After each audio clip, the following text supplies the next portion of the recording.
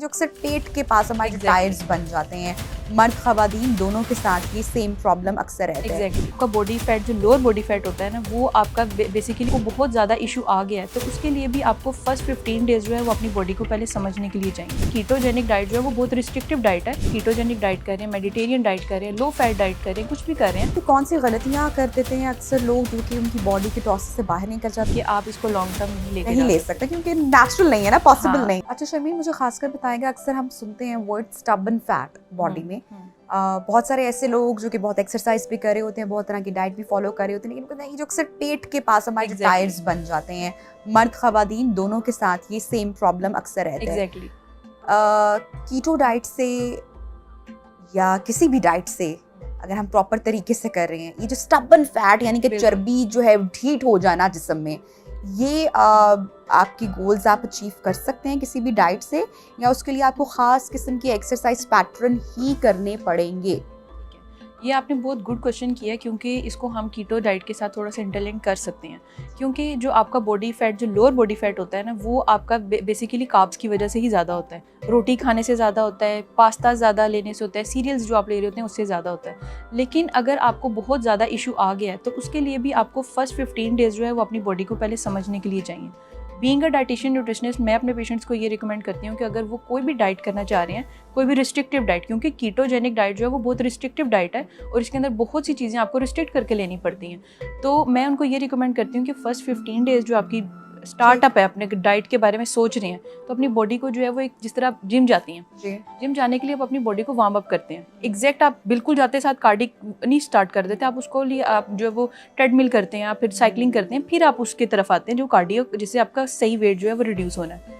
इसी तरह बिल्कुल अगर आप कीटोजेनिक डाइट कर रहे हैं, मेडिटेरियन डाइट कर रहे हैं, लो फैट डाइट कर रहे हैं, कुछ भी कर रहे हैं, तो उसके लिए ज़रूरी है कि एक प्रोसीजर के थ्रू आप गो थ्रू करें और पहले 15 डेज अपनी बॉडी को समझें। नेक्स्ट 15 डेज जो है वो लो फैट की तरफ जाएं और फिर उसके बाद जो है वो कीटो डाइट की तरफ आप जरूर जाएं। शर्मीन, मुझे बताएगा ऐसी कौन सी गलतियाँ कर देते हैं अक्सर लोग जो कि उनकी बॉडी कीटोसिस से बाहर निकल जाती है, और आपको पता है कि कीटोसिस में आने के लिए भी आपको 4 to 5 days, may be 6 days require होते हैं। सो अगर किसी ने 1-2 महीने के लिए भी डाइट करनी है और आप रेस्टोरेंट जाते हैं, वहाँ पे आप चीट कर लेते हैं, दैट मीन्स कि आपने अपनी डाइट के जो 6 डेज हैं वो तो आपने माइनस कर दी। और यूजुअली लोग बाहर का भी, जब वो ग्रिल्ड फूड भी इवन खा रहे हैं, चिकन खा रहे हैं या प्रोटीन ले रहे हैं, तो वो कहते हैं कि नहीं, हम प्रोटीन तो ले सकते हैं, लेकिन वो किस ऑयल में बना है वो लेने से क्या आप कीटोसिस से आउट हो जाएंगे या लिया जा सकता है?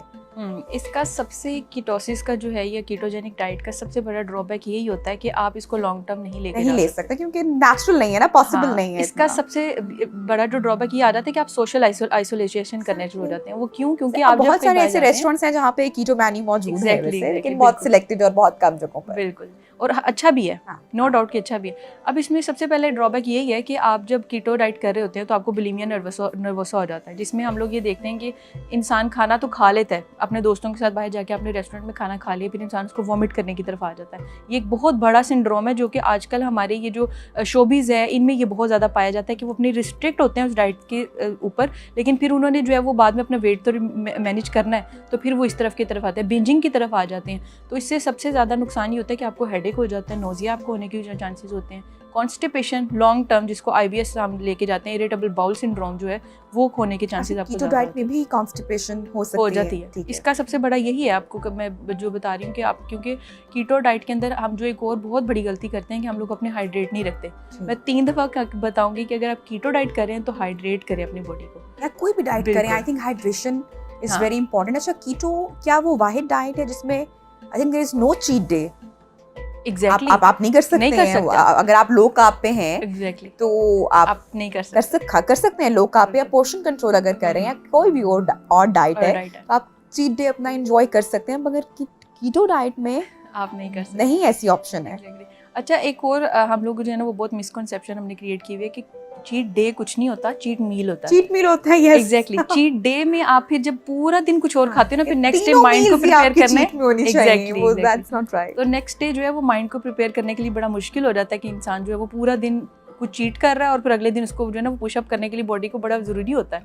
तो ज़रूरी यही है कि आप जो है अगर आप कुछ खाना जा रहे हैं तो आप वो जो है पोर्शन में कंट्रोल करके खाएं और चीट मील आप ज़रूर लें, डे नहीं बनाएं आप। बिल्कुल सही। अच्छा शर्मीन, अब हम बात कर रहे हैं कीटो डाइट की, और फैट हमें लेना है और कार्ब्स हमारी इसमें कट हो चुकी हैं। अच्छा, कार्ब्स ही हमें एनर्जी देती हैं बिल्कुल। और हमें, अगर हम अपने वर्क प्लेस पे हैं, घर में हैं, तो हमारे माइंड को एक्टिव रखना या एनर्जी जो हमें अगर मिल रही है तो वो हमें गुड कार्ब्स या बैड कार्ब्स की सूरत में ही हमें मिल रही है, जो कि हम यूजुअली बैड कार्ब्स ही ले रहे होते हैं। तो जब हम कीटोसिस में, कीटो में हम कार्ब इतनी कम कर देते हैं, बिल्कुल, तो आप लेथार्जिक या बहुत लो फील नहीं करते?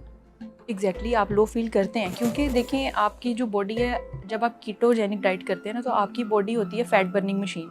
आपका माइंड जो है वो ग्रेलिन एक हार्मोन है जो कि आपके एपिटाइट को सप्रेस करता है, कम करता है, ठीक है। जब आपने अपने कार्ब्स को कम किया है तो आपकी जो एपिटाइट है वो ऑलरेडी जो है वो कम होना शुरू हो जाती है। आपने देखा है कि हमें अक्सर जब ज़्यादा भूख लगती है तो हम रोटी या चावल या इसके पास्तास की तरफ ही जा रहे होते हैं। जब ज़्यादा भूख लगती है तो हम ये चीज़ें लेते हैं। थोड़ी हल्की फुल्की भूख होती है तो हम लोग फ्रूट्स की तरफ चले जाते हैं। तो जब आप अपने ये जो कार्ब्स की जो रिस्ट्रिक्ट करते हैं अपनी लाइफ से, बिल्कुल रिस्ट्रिक्ट करते हैं। इसके बाद मैं आपको एक पेशेंट की हिस्ट्री भी बताऊंगी जिसने लॉन्ग टर्म कार्ब अपनी ज़िंदगी से निकाले हैं, तो उसके साथ क्या हुआ। ओके, अभी बताती हूँ आपको। मैं एक लास्ट टाइम जो मैं हॉस्पिटल में हाउस जॉब किया था मैंने, आज से कोई दो साल पहले की बात है। वहाँ पे ना एक पेशेंट थी जिसकी एज अभी सिर्फ और सिर्फ 46 ईयर्स थी, ठीक है, और वो बिल्कुल फिजिकली देखने में लग रहा था जैसे वो 76 ईयर्स की हो। सही। मतलब अपनी एज से 20 ईयर्स जो है वो ज़्यादा मुझे लग रही थी देखने में, और मैंने बिल्कुल भी पहली नज़र में मुझे लगा था कि वाकई में 76 की होगी। जब मैंने उसकी केस हिस्ट्री खोल के देखी तो उसमें मुझे ये पता चला कि वो फिजिकली भी बहुत वीक हो गई है, मेंटली इतनी वीक हो गई है कि वो अब बिल्कुल साइकी है। मतलब उसको नहीं समझ आ रहा कि वो क्या चीज़ जो है वो करे। मतलब अपनी मूवमेंट्स भी नहीं उसको पता चल रही थी, या वो किसी को रिकॉग्नाइज़ भी नहीं कर पा रही थी, पहचान नहीं पा रही थी।